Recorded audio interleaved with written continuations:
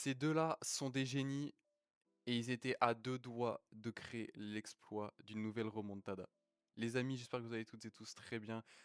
Très content de vous retrouver en ce mercredi matin, en cet après-match de légendaire entre le Barça et l'Atlético en demi-finale retour de Coupe du Roi. Vidéo que normalement, qui était pas prévue dans mon agenda. Je m'étais noté, bien entendu, que le Barça jouait en demi-finale retour à l'Atlético hier soir, mais je m'attendais pas forcément à un match exceptionnel comme ça. J'ai vu la propagande un petit peu du CM, du Barça sur les différents réseaux sociaux, etc. Je vois qu'il y en avait beaucoup, enfin de plus en plus, qui croyaient à une remontada au fil des jours depuis la fin de semaine dernière. Et c'est un match de fou qu'on a vécu. La remontada n'a pas eu lieu, mais elle était à 2 doigts d'avoir lieu. 3-0 et sincèrement, ça résume assez bien le match. Ça va être un débrief à cœur ouvert, enfin un débrief analyse à cœur ouvert, très sincèrement, parce que de un, j'ai essayé de garder la neutralité assez longtemps sur la chaîne, mais pour des matchs comme ça, pour des débriefs comme ça, c'est compliqué. Juste pour que vous le sachiez, ça fait maintenant 11-12 ans que je suis supporter que je suis supporter du Barça, que je suis cette équipe. Et c'est des matchs comme ça qui font qu'il y a des grands soirs, que tu gagnes ou que tu perdes. On a gagné des remontadas, bien évidemment. On en a perdu. Enfin, on n'a pas réussi à en faire. Celle-là fait partie de celles qu'on n'a pas réussi à créer. C'est dommage. Ouais, c'est dommage. On voit Yamal en rentrant au vestiaire après le match, tête baissée, alors que pourtant il n'a pas à être tête baissée parce que ce qu'il a fait comme match, c'est tout bonnement incroyable. Lui et Pedri. Comme je l'ai dit, c'est des génies du foot. Ils vont rouler sur le foot sur les années à venir. J'espère avec le Barça, mais là où j'ai peur, c'est avec l'Espagne. Si ces deux-là sont en pleine forme pour la Coupe du Monde cet été, ça va faire très très très très mal à ceux qui vont les affronter. Mais ouais, comme je disais, pour plus parler du match, c'est un match qui a pris la direction qu'on s'attendait. C'est l'Atlético Madrid qui est venu pour défendre et le Barça d'entrée de jeu qui est venu avec des intentions, qui est venu pour attaquer. Deuxième minute de jeu, récupération haute de Rafinha, de Pedri. Et ensuite, 2 secondes après, frappe de Fermin qui se pose aucune question, qui vient taper la barre transversale. On est quand même au début de la deuxième minute de jeu. Il y a 1 minute 09 de jeu qui a été joué. Et déjà, première barre transversale, premier montant touché de la part du Barça. Mais pour moi, il y a encore des problèmes offensifs et ces problèmes offensifs, ils s'appellent Ferran Torres et ça se ressent même dans les choix que les autres joueurs de l'équipe du Barça font, notamment dans les choix de Rafinha. Plusieurs fois, on a vu la possibilité pour lui de servir Ferran en première intention dans l'axe et au final, on l'a vu plusieurs fois revenir avec une passe un peu en retrait axial, soit pour Ferminisi, soit pour Yamal. C'était à la 14e minute de jeu, mais ça, on l'a vu aussi à la 50e, à la 60e, un peu tout le temps dans le match. Les centres à Ferran qui sont pas adressés en première intention. Je pense que le manque de confiance envers ton numéro 9 est assez, je peux dire approuvé parce que c'est pas forcément le mot, mais assez justifié. Voilà, c'est ça le mot que je cherchais. Parce que sur des occasions comme ça, que tu rates beaucoup trop, tu dois mettre des ballons au fond quand tu t'appelles Ferran Torres. Alors oui, cette passe-là de Fermin sur corner était un peu difficile à reprendre en première intention. On voit Ferran qui la reprend, ça fait un rebond et au final ça passe complètement à côté du cadre. C'est compliqué, ouais, mais je pense que si tu mets un Lewandowski avec 5 ou 6 ans de moins, ou encore un Luis Suarez, joueur que j'aimais beaucoup, comme je vous ai dit, ouais, j'ai commencé à regarder le Barça en 2014-2015 à peu près. J'ai grandi avec Messi, avec Iniesta, Rakitic, mais j'ai grandi avec Luis Suarez qui te mettait des 40 buts par saison à l'image d'un Messi ou d'un Ronaldo. Et je peux dire que c'est une dégringolade des numéros 9, mais quand tu passes de Suarez, que tu passes de Luis Suarez à Lewandowski, et qu'ensuite tu passes à Ferran Torres, bon, le downfall il fait un peu mal, de tes numéros 9, je veux dire. Et là, pour moi, tu mets un Luis Suarez ou un Lewandowski, la balle a fini juste entre le bras allongé de Musso et la lucarne droite, et ton 1-0, tu l'as avant la 20e minute de jeu. Pareil ici, alors d'accord, ton vis-à-vis, il revient, il met la jambe, c'est compliqué, machin, mais ta frappe, tu dois mettre plus de puissance dedans.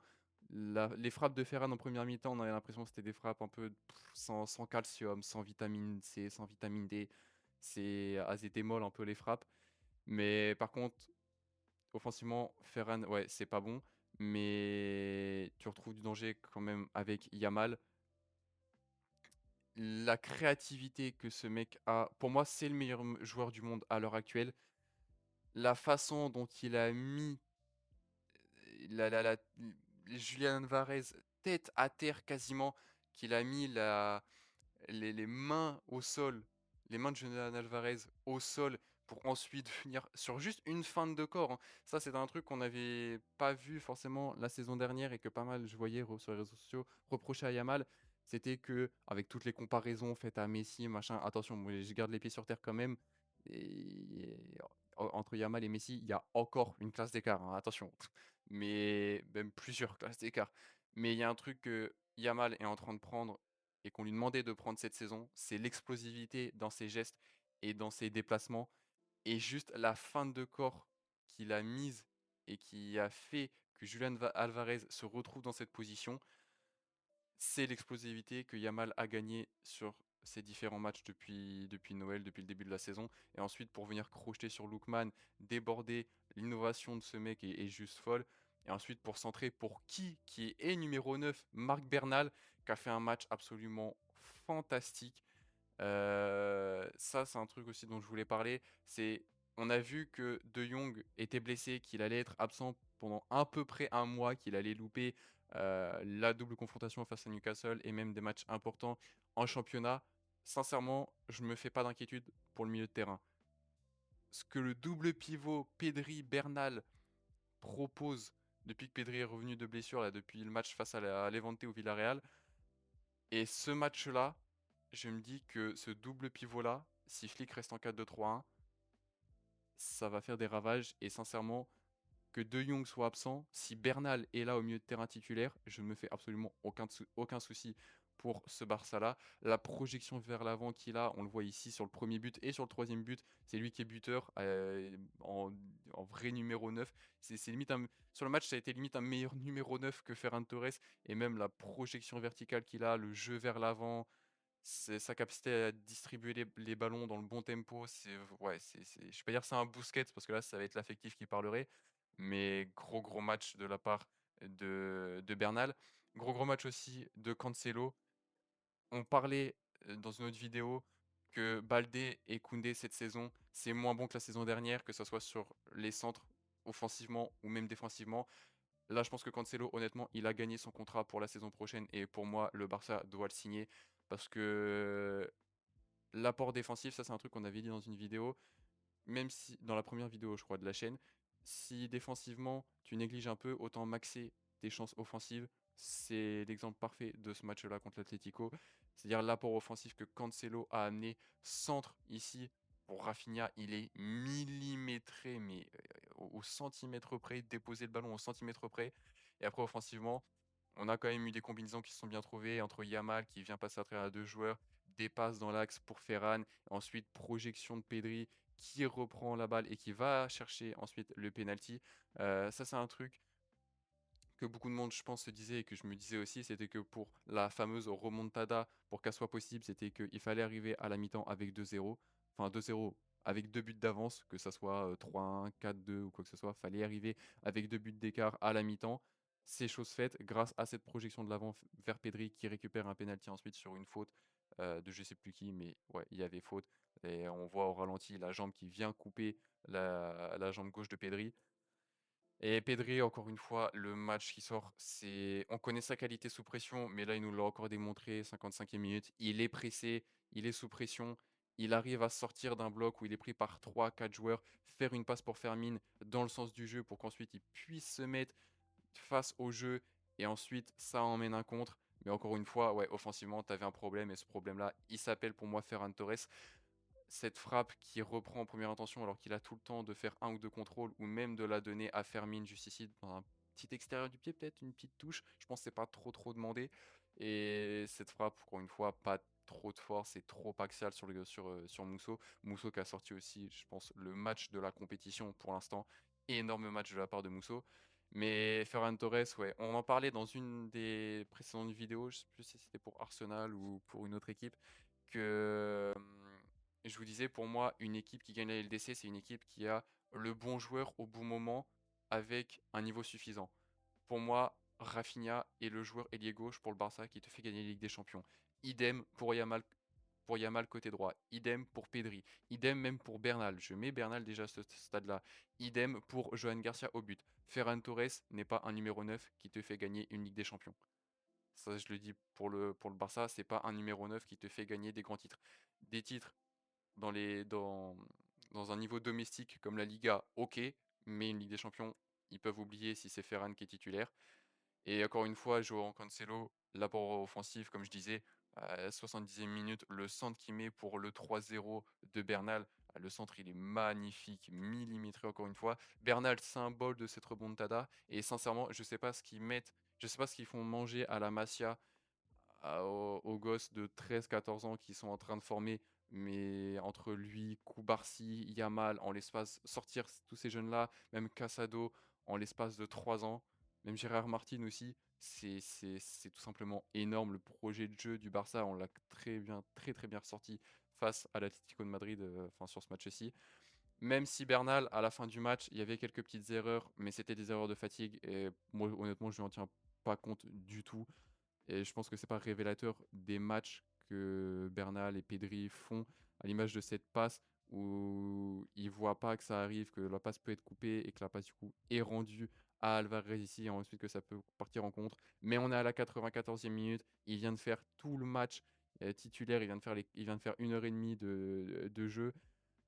S'il y a une passe qui a 10 centimètres de moins, honnêtement, est-ce qu'on peut lui en vouloir? Est-ce qu'on peut lui en vouloir, pardon? Je pense pas. Il y avait peut-être cette passe axiale entre les lignes pour l'appel de Rafinha qui était axiale, mais compliqué de le voir à 2 minutes de la fin. Et je parlais de Bernal et Diamal, mais aussi Koubarsi. Ça, je voulais en parler. Le match qui sort, j'avais l'impression de voir Koubarsi saison 2023-2024. Et Koubarsi, là, c'est l'affectif qui va parler. En tant que supporter du Barça, c'est un peu, je trouve, je vais pas dire mon chouchou, mais c'est un peu, pour moi, le joueur sur lequel on tombe beaucoup trop facilement depuis un an et demi, depuis Noël 2024 à peu près, parce que 2024-2025, la saison dernière, il avait eu une bonne première partie de saison, deuxième partie de saison un peu plus dure, à l'image de la double confrontation comme l'Inter, où il est fautif sur le penalty, sur la faute de Lautaro Martinez avant la mi-temps. Si vous vous en souvenez pas, allez voir le match, vous verrez que ce que je dis est vrai. Mais là, ce match-ci, il a fait une performance incroyable. 92e minute, à 3 mètres sous les yeux de l'arbitre. Il sait qu'il n'est pas dernier défenseur. Il va faire ce tacle par derrière. C'est un geste qui peut être très dangereux. Et pourtant, il prend le ballon en premier. Il n'y a absolument pas faute. C'est un geste de grande classe. Et moi, Koubarsi, sincèrement, écoutez-moi. Je vous dis qu'il va revenir à son meilleur niveau. Mais pour moi, il est, je vais pas dire bridé, mais il n'est pas à son meilleur niveau parce qu'il y a la tactique de flic du piège du hors-jeu. On lui demande la tactique défensive la plus dure dans le foot à seulement 18 ans. Et sincèrement, moi je vous demande, n'oubliez pas ces matchs, ces premiers matchs sur la saison 2023-2024, il y a 2 ans. Le mec a 18 ans, Koubarsi numéro 33, qui en huitième de finale de Ligue des Champions fait une double confrontation absolument monstrueuse face à Naples. Il arrête toutes ses interventions étaient bonnes, que ce soit sur Gvara, que ce soit sur Osimhen. Tous les tacles étaient bons. D'ailleurs, en huitième de finale retour face à Naples, face à Osimhen, face à Gvara, il avait été homme du match pour son premier match en Ligue des Champions. Et ça avait parlé de lui avant l'Euro, où Yamal avait fait des performances exceptionnelles, notamment contre la France, bien sûr, mais où à partir de là, le Golden Boy était scellé. Avant l'Euro, enfin après la fin de saison et avant l'Euro, pendant 1 mois, 2 mois, on parlait de Koubarsi. Alors on parlait de Yamal comme Golden Boy, c'était sûr, mais il y avait beaucoup de monde qui parlait de Koubarsi comme potentiel Golden Boy parce que ce qu'il faisait était tout simplement monstrueux. Mais ouais, Yamal, sur ce match-là, ouais, j'en parlais tout de suite, mais sur ce match-là, absolument exceptionnel. Dans les dernières secondes, il va encore se projeter, il va encore faire mal au côté gauche de l'Atlético, crochet un peu zigzag où il passe sans trop de problèmes. Ruggieri, il met le pied, il se fait passer complètement. Ruggieri, il a vécu un enfer sur le match. 96e minute, 95 et 22 secondes, voilà l'état dans lequel les latéraux de l'Atlético se sont retrouvés par la faute de Yamal. Ce mec est un génie, ce mec il donne du plaisir à regarder le foot dans ce football devenu un petit peu robotique. Je parle comme si j'avais 30-35 ans alors que j'ai 20 ans, mais c'est ce qu'on voit un peu sur les réseaux sociaux. Les interventions de Arne Slot notamment, qui a pris en exemple le Barça d'il y a 15 ans, le Barça de Pep Guardiola, en disant que il aimerait revoir du Barça, enfin du football comme ça, que le football de Première Ligue, parce que ça tombe pas mal sur Arsenal, que c'est un peu ennuyant, etc. Lui, à la 96e, il va pas sécuriser une victoire. Il va pas. Bon, on sait qu'ils ont aussi besoin d'un but, mais il va provoquer, il va faire des différences, il va mettre à mal son vis-à-vis. On a vu aussi Araujo à partir de la 70e, quand il est rentré pour remplacer Baldé juste après l'heure de jeu, directement numéro 9. C'était une défense à 3 pour le Barça, même s'il n'y avait plus vraiment de défense, c'était tous à l'attaque et Bernal qui redescendait un peu plus bas. Mais je pense que la tactique que Flick a dit à Araujo, c'est frérot, va me faire comme le match face à Gérone avant le Classico en octobre où tu mets le 2-1 dans le temps additionnel, va te mettre en trait de surface, va te mettre en numéro 9, soit là au jeu de tête, etc. Et Araujo, on l'a vu pendant 20-25 minutes dans la surface, limite numéro 9. Mais ouais, c'était un grand match et honnêtement, tu perds, mais tu perds en ayant tout donné je vais pas être vulgaire, mais en ayant porté tes coronets. On voit Pedri complètement épuisé après le match. Ça, c'est un truc auquel il faut que tu fasses attention parce que tu as la double confrontation face à Newcastle qui arrive. Tu as des matchs importants en championnat. Attention au repos des joueurs parce que Pedri, il a fait 10 minutes face à Levante, une demi-heure face à Villarreal. Là, il était titulaire. Il a fait tout le match à pleine intensité face à l'Atlético.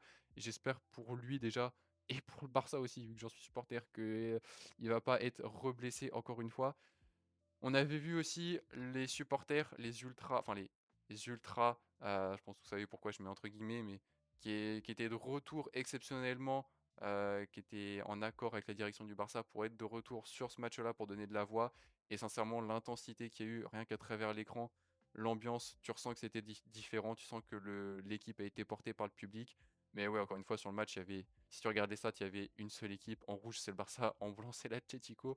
3,09 d'XG contre 0,68, 21 tirs à 7, 4 buts, enfin 4 occasions de but à 0. Malheureusement, la quatrième, tu ne l'as pas concrétisé. C'est dommage. Et maintenant, il y a un truc aussi qu'il va falloir faire attention sur cette dernière partie de saison, c'est les blessures dans l'effectif. On a parlé que De Jong, c'était pas forcément. Alors, c'était un mois de blessure, mais avec le niveau que Bernal affiche, c'était pas forcément la préoccupation principale. Koundé et Baldé, en revanche, c'est la préoccupation principale. Et encore heureux pour le Barça qu'ils ont signé Cancelo au mercato hivernal, parce que là, ça serait très compliqué sinon. Mais ça peut être dangereux. On sait que l'absence de Baldé, ça avait joué sur le Classico en finale de Coupe du Roi le 26 avril dernier, où tu avais quand même gagné le match, mais c'était plus compliqué. C'était Martin qui était titulaire. Et Koundé qui s'était blessé ensuite sur ce match-là et qui, pour la double confrontation face à l'Inter, t'avais aucun de tes deux latéraux. Et ça a été une des raisons pour lesquelles aussi tu as perdu face à l'Inter. Donc attention pour la Champions, pour les matchs importants en Liga. J'ai vu qu'ils étaient absents pendant au minimum un mois à première vue. Il y a des tests médicaux qui vont sortir plus en profondeur, etc. Mais à premièrement, c'est minimum un mois de blessure pour les deux. Gros couillure pour le Barça qui enchaîne les blessures. Attention à pas trop les enchaîner. Mais pour finir sur le match, moi, il y a quand même une question que je me pose, c'est 3-0. Qu'est-ce qui se serait passé si ce hors-jeu imaginaire de Koubarsi qui vient annuler le but du 4-1 à l'aller n'est pas remarqué? Un hors-jeu imaginaire, il n'y a absolument pas hors-jeu. Là, vous pouvez pas dire que c'est du clubisme. Il n'y avait juste pas hors-jeu. Ça avait fait parler déjà il y a 15 jours de cette décision arbitrale. Maintenant, qu'est-ce que ça changerait? Si le score reste 3-0, au final, ça va en prolongue hier soir. Mais s'il y a 4 en match aller, peut-être que l'Atlético, hier, vient avec des intentions différentes. Sur les seules occasions offensives qu'ils ont, on la tête de Lookman qui passe à côté, le poteau de Griezmann. Peut-être qu'ils auraient été plus sérieux, on va dire, à mettre ça au fond. On ne sait pas. C'est le foot qui est comme ça. C'est des matchs qu'on nous offre qui sont absolument incroyables. En tout cas, le Barça est éliminé de la Coupe du Roi. L'Atlético file en finale. J'ai pas grand-chose de plus à dire sur ce match-là. C'est principalement à la fin de la vidéo, au bout de 20 minutes de vidéo, je pense qu'on doit être pas loin des 20 minutes peut-être. On a passé les 20 minutes de vidéo. J'ai plus grand-chose à dire. Si je dis des trucs, ça va être le clubisme qui va parler. Donc, je préfère m'abstenir. Euh, Moi, je vous retrouve soit normalement demain. Si c'est pas demain, c'est vendredi, mais peut-être demain pour une nouvelle vidéo sur la chaîne. Donc, restez branchés. Merci d'avoir regardé la vidéo. Si vous avez aimé le contenu, n'hésitez pas à liker, à vous abonner. Ça me ferait extrêmement plaisir, même à lâcher un petit commentaire. Ça serait hyper sympa. Sur ce, moi je vous dis, restez branchés. Prenez soin de vous encore une fois et à très vite.